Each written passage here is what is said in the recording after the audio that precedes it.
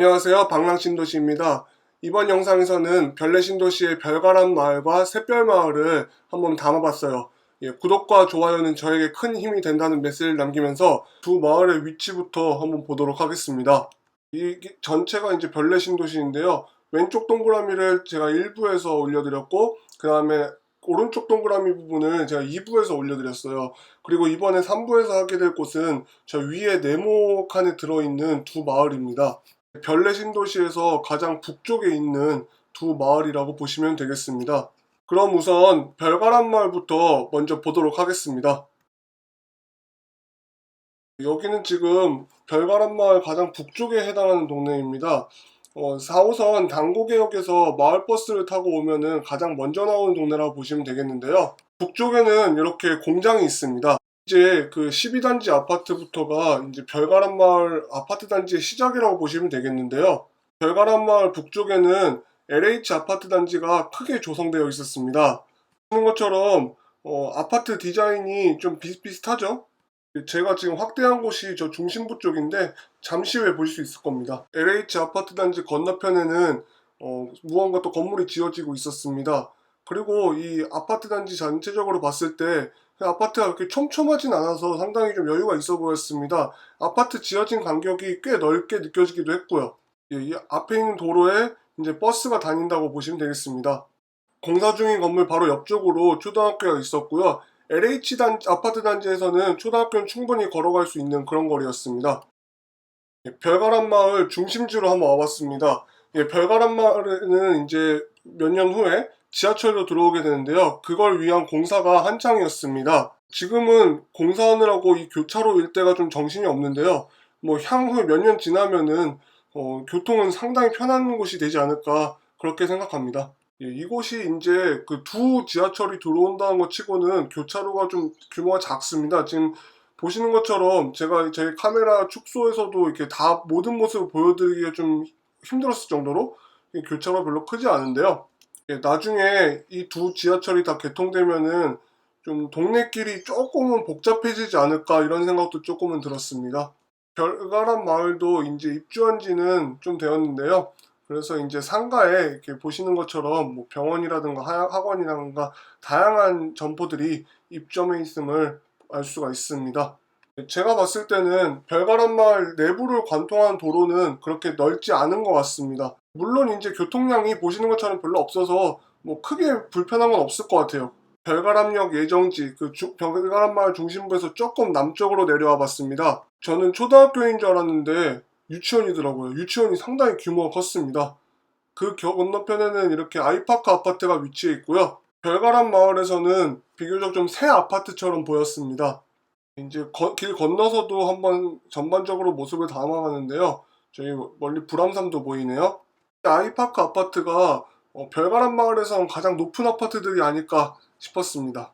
지금 보고 계시는 거는 아이파크 2차 아파트인데요. 아이파크 2차 아파트 남쪽으로는 아이파크 1차 아파트가 위치해 있습니다. 아이파크 아파트 길 건너편으로는 이렇게 덕송천이 흐르고 있는데요.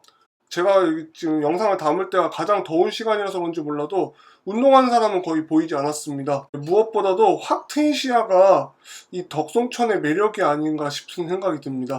이 하천 기준으로 양쪽에다가 아파트를 촘촘하게 짓는 경우도 많은데 이런 점이 이제 아이파크 아파트의 좀 장점인 것 같아요. 반대편에 아파트가 멀리 있다는 게 말이죠.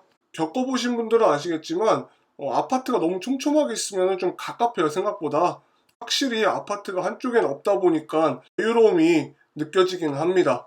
아이파크 아파트 앞에도 이렇게 규모가 크진 않지만 상가 건물을 보실 수가 있습니다. 물론 이제 상가가 많은 중심부까지도 별로 먼 거리는 아니에요.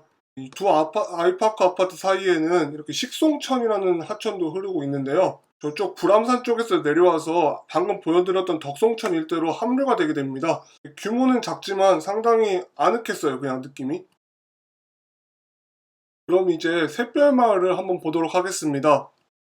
이곳은 지금 샛별마을에서 가장 남쪽에 위치한 곳인데요.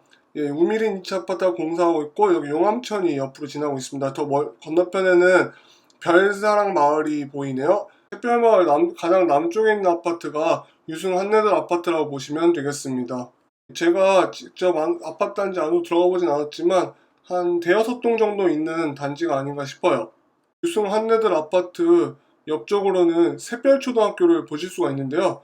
제가 봤을 때 이 학교에서 대부분의 샛별마을 안에 있는 아파트들은 다 걸어갈 수 있지 않을까 싶었어요. 샛별초등학교 뒤쪽으로는 이렇게 별내 푸르지오 아파트가 위치해 있는데요. 샛별마을 제일 중심부에 위치해 있다고 보시면 될 것 같아요. 용암천을 가로지르는 다리도 볼 수가 있고요. 그 건너편으로는 유승한네들 2차 아파트랑 현재 공사 중인 모아 미래도 아파트를 보실 수가 있습니다. 다리 중간에 서서 이 샛별마을의 전반적인 모습을 한번 담아봤어요. 이 용암천 기준으로 양옆에 아파트들이 있는 걸 보실 수가 있고요. 또 보니까 별내 신도시는 마을별로 하천 하나씩을 끼고 있는 것 같았어요.